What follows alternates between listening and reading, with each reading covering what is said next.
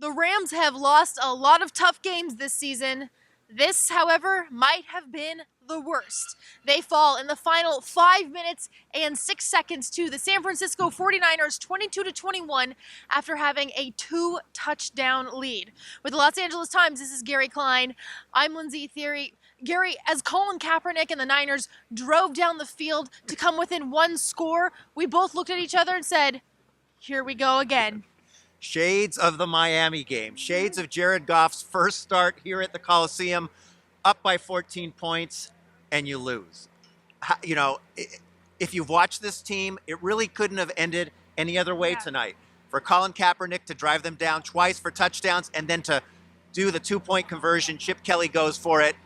Stake in the heart of the Rams. The Rams dropped to 4-11. The locker room, as dejected as it's been after any loss this season, William Hayes says, I don't think we suck, but our record sucks. The record is really, really bad. But again, even as well as they seem to be playing, and I should preface that, they weren't playing that well, but they were playing well enough against the worst defense in the NFL to be ahead. And then to collapse once again in the final 5 minutes. Granted, that was vintage Kaepernick, okay? That was a great performance by Kaepernick.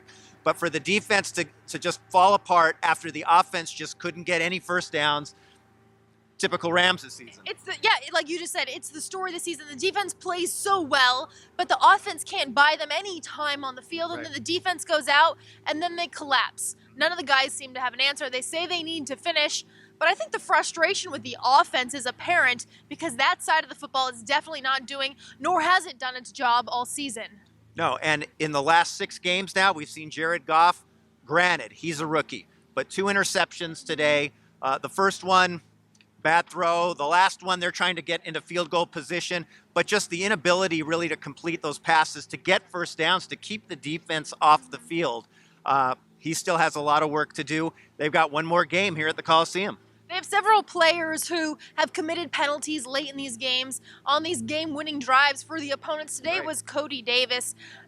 There's one game left, so at this point, what do you have to play for? But these Rams need to figure out how to not commit these penalties in game-changing moments. And Cody Davis, up to that point, had been having a good game, an early interception that helped set up a touchdown. But then just like in the Miami game, like we've seen in a couple of games, as you mentioned, key penalties at the worst possible times. And the 49ers dug themselves out of key penalties. The Rams just kept digging themselves in. Right. And John Fossil, after the game, he said, a little bit more of the same. Really, it was a lot more of what we've seen all season long. The final game, it's New Year's Day. What way to start off 2017 than with the Rams versus the Cardinals.